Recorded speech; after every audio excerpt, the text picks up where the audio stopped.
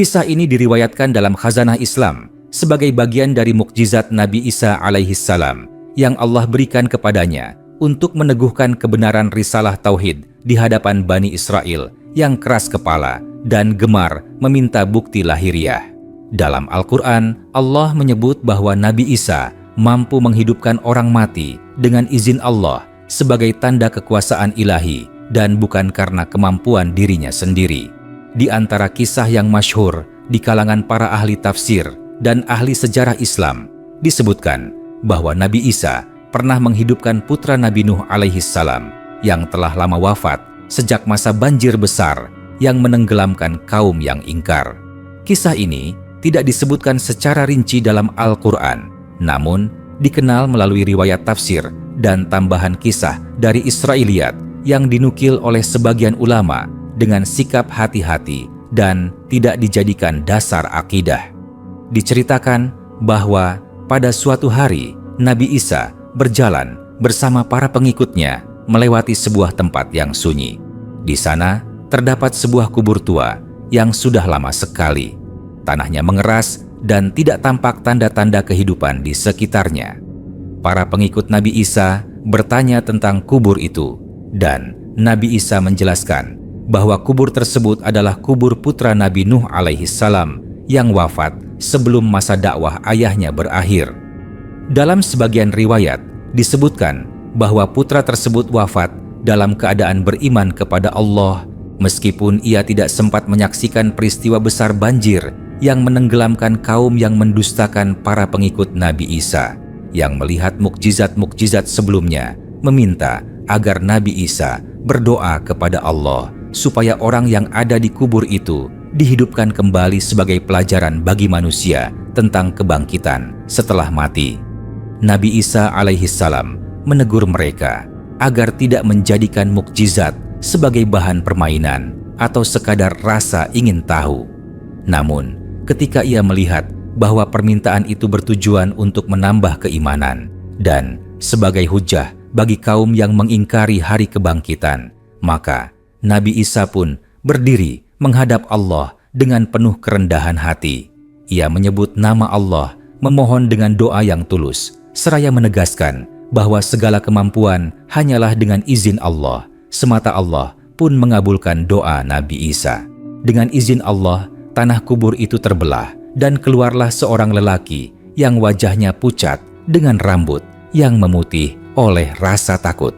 Ia hidup kembali sebagaimana manusia hidup di dunia. Orang-orang yang menyaksikan peristiwa itu terperanjat dan sebagian jatuh tersungkur karena takut. Nabi Isa menenangkan mereka dan berbicara kepada lelaki yang dihidupkan itu. Nabi Isa bertanya tentang keadaannya di alam kubur dan apa yang ia rasakan ketika dipanggil kembali ke dunia. Dalam sebagian riwayat Israiliyat disebutkan bahwa putra Nabi Nuh menjawab bahwa ketika dipanggil kembali, ia merasakan seakan-akan hari kiamat telah tiba karena dahsyatnya panggilan tersebut. Rambutnya memutih bukan karena usia, tetapi karena ketakutan yang amat sangat. Ia juga menyebutkan bahwa ia telah merasakan sebagian dari keadaan alam barzakh, di mana manusia menunggu keputusan Allah hingga hari kebangkitan. Kisah ini mengandung pelajaran mendalam tentang beratnya perpisahan ruh dari jasad dan betapa dahsyatnya keadaan setelah kematian Nabi Isa, kemudian menjelaskan kepada orang-orang yang hadir bahwa apa yang mereka saksikan adalah bukti nyata kekuasaan Allah yang mampu menghidupkan kembali makhluk setelah kematian. Ia menegaskan bahwa sebagaimana Allah menghidupkan putra Nabi Nuh ini, maka Allah juga akan menghidupkan seluruh manusia pada hari kebangkitan untuk dihisab. Nabi Isa juga memerintahkan lelaki yang telah dihidupkan itu untuk kembali kepada Allah dan memohon agar diwafatkan kembali dalam keadaan tenang, karena kehidupan dunia baginya telah berakhir sejak lama. Lelaki itu pun berdoa kepada Allah agar diwafatkan kembali karena ia tidak ingin kembali merasakan kehidupan dunia dengan segala ujian dan fitnahnya. Maka Allah pun mewafatkannya kembali dan kubur itu kembali seperti semula.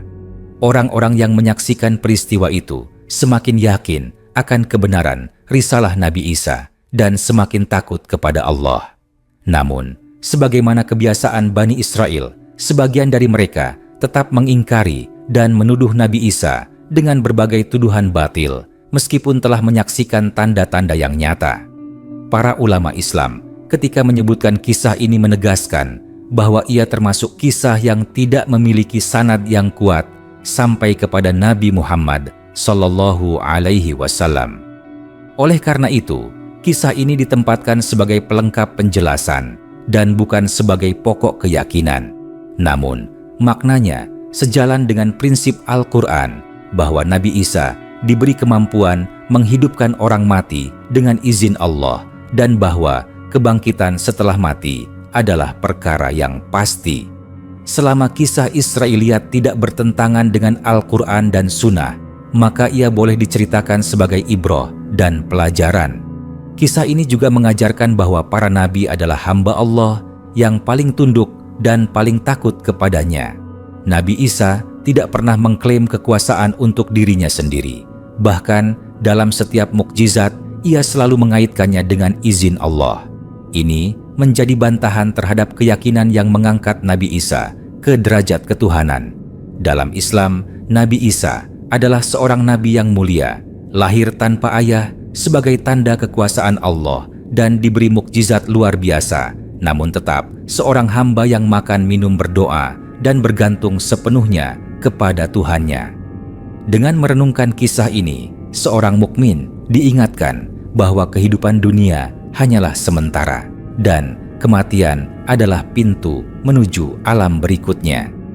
Tidak ada seorang pun yang dapat lari dari kebangkitan dan hisab. Mukjizat Nabi Isa menghidupkan putra Nabi Nuh menjadi cermin kecil dari peristiwa besar yang kelak akan terjadi ketika seluruh manusia dibangkitkan dari kuburnya. Maka, orang yang berakal seharusnya mempersiapkan diri dengan iman amal saleh dan ketaatan kepada Allah sebelum datang hari yang tidak ada lagi kesempatan untuk kembali ke dunia. Kisah ini diriwayatkan dalam Khazanah Islam sebagai bagian dari mukjizat Nabi Isa alaihissalam yang Allah berikan kepadanya untuk meneguhkan kebenaran risalah tauhid di hadapan Bani Israel yang keras kepala dan gemar meminta bukti lahiriah. Dalam Al-Quran, Allah menyebut bahwa Nabi Isa mampu menghidupkan orang mati dengan izin Allah sebagai tanda kekuasaan ilahi dan bukan karena kemampuan dirinya sendiri.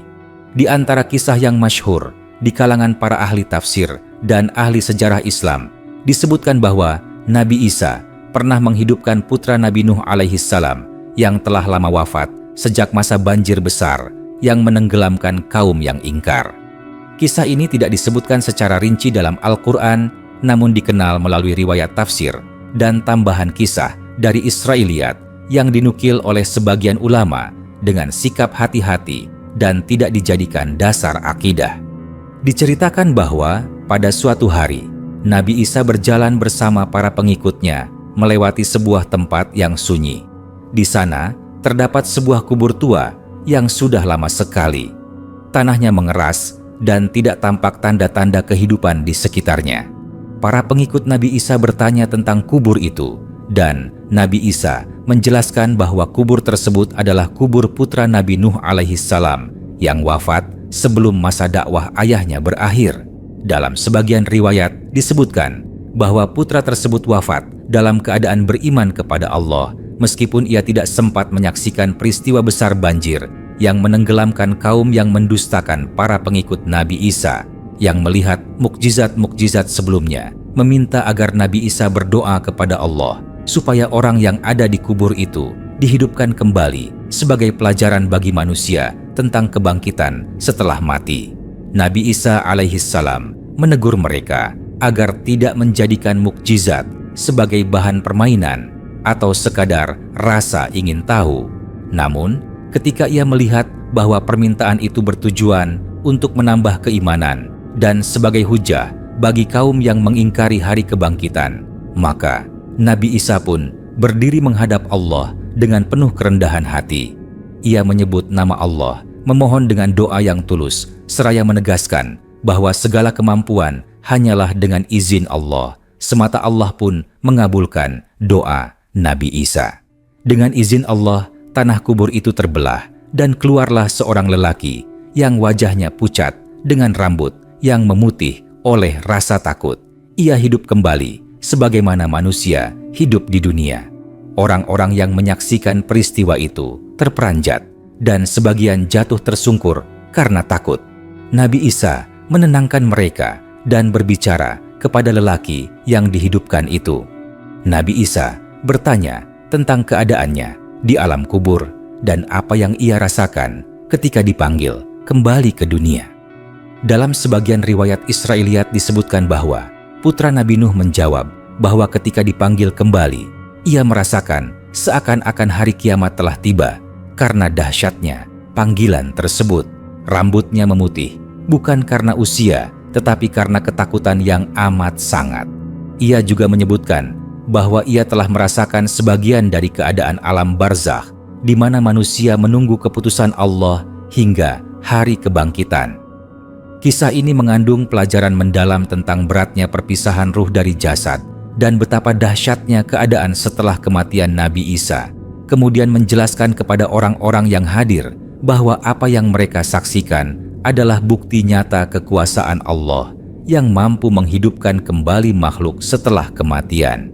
Ia menegaskan bahwa sebagaimana Allah menghidupkan putra Nabi Nuh ini, maka Allah juga akan menghidupkan seluruh manusia pada hari kebangkitan untuk dihisab.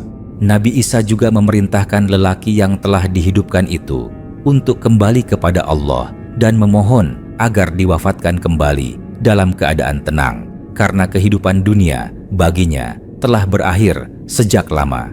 Lelaki itu pun berdoa kepada Allah agar diwafatkan kembali karena ia tidak ingin kembali merasakan kehidupan dunia dengan segala ujian dan fitnahnya. Maka Allah pun mewafatkannya kembali dan kubur itu kembali seperti semula. Orang-orang yang menyaksikan peristiwa itu semakin yakin akan kebenaran risalah Nabi Isa dan semakin takut kepada Allah.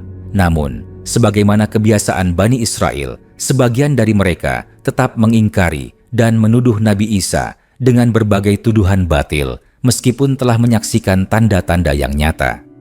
Para ulama Islam ketika menyebutkan kisah ini menegaskan bahwa ia termasuk kisah yang tidak memiliki sanad yang kuat sampai kepada Nabi Muhammad Sallallahu Alaihi Wasallam.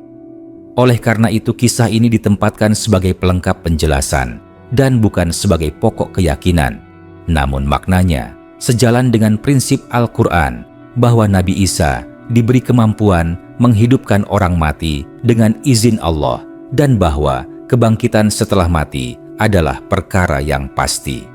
Selama kisah Israiliyat tidak bertentangan dengan Al-Quran dan Sunnah, maka ia boleh diceritakan sebagai ibrah dan pelajaran.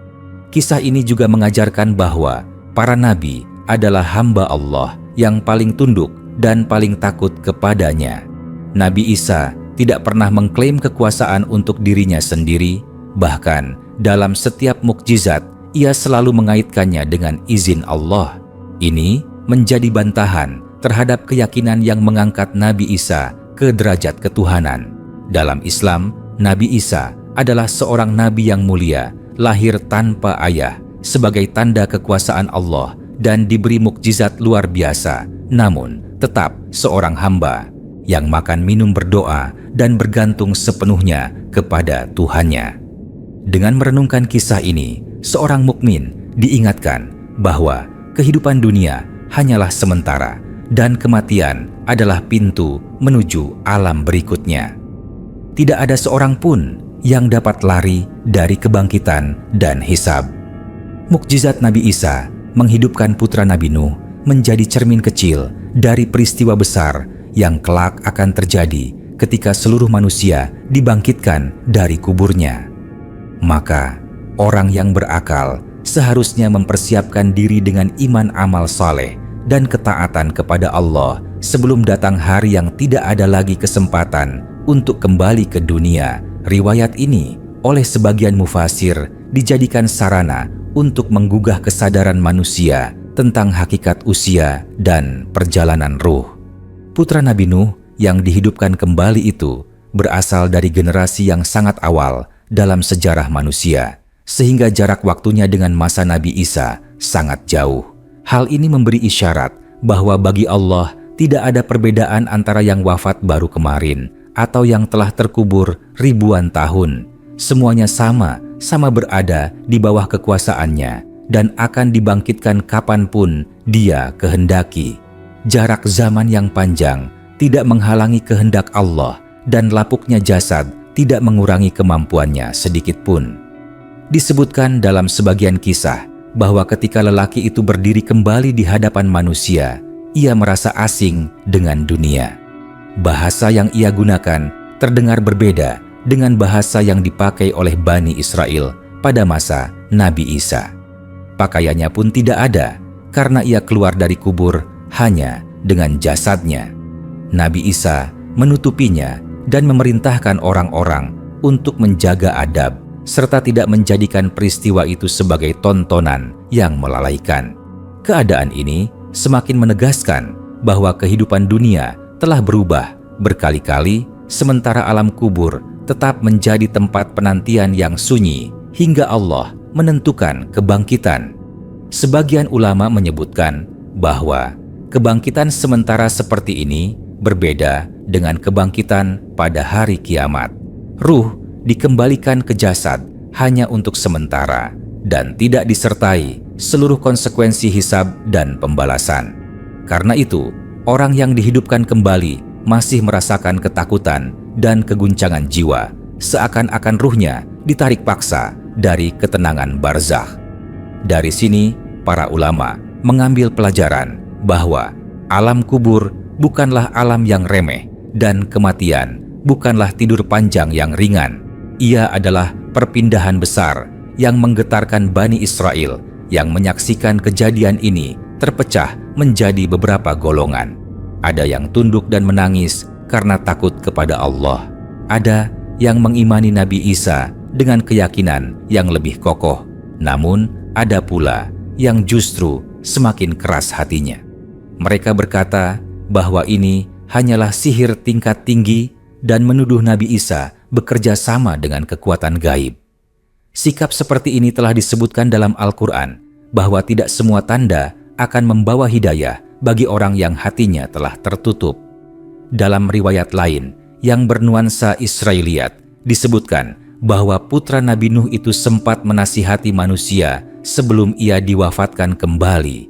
Ia mengingatkan bahwa dunia yang mereka banggakan hanyalah persinggahan singkat. Ia berkata bahwa kenikmatan dan penderitaan dunia tidak sebanding dengan 1 detik ketakutan ketika ruh dicabut. Meskipun riwayat ini tidak memiliki dasar yang kuat, namun maknanya sejalan dengan banyak nasihat para ulama tentang sakaratul maut dan kedahsyatan perpisahan antara ruh dan jasad. Kisah ini jika direnungkan juga mengandung hikmah tentang kesinambungan risalah para nabi. Nabi Nuh dan Nabi Isa dipisahkan oleh jarak zaman yang sangat jauh, namun misi mereka sama, yaitu mengajak manusia menyembah Allah semata dan meninggalkan kesyirikan. Dihidupkannya putra Nabi Nuh pada masa Nabi Isa seakan menjadi jembatan sejarah yang menyatukan awal perjalanan manusia dengan masa Bani Israel. Pesannya jelas bahwa agama yang dibawa para nabi adalah satu dan bersumber dari Tuhan yang satu. Para ulama tafsir menekankan bahwa umat Islam tidak diperintahkan untuk membenarkan atau mendustakan kisah seperti ini secara mutlak. Sikap yang benar adalah mengambil pelajaran darinya selama tidak bertentangan dengan nas yang sahih. Fokus utama bukan pada detail kisah, tetapi pada makna yang dikandungnya. Makna itu adalah keyakinan kepada kekuasaan Allah, keimanan kepada hari kebangkitan, dan kewajiban untuk mempersiapkan diri sebelum kematian datang secara tiba-tiba. Dengan demikian, kisah Nabi Isa menghidupkan putra Nabi Nuh bukanlah sekadar cerita menakjubkan, tetapi cermin bagi manusia yang lalai. Ia mengajak pembacanya untuk berhenti sejenak dari hiruk-pikuk dunia dan bertanya tentang bekal apa yang telah disiapkan untuk perjalanan panjang setelah kematian. Sebab jika seseorang yang telah wafat beribu tahun saja dapat dipanggil kembali oleh Allah, maka manusia yang masih bernapas seharusnya lebih takut dan lebih siap menghadapi saat ketika ia akan dipanggil untuk selamanya.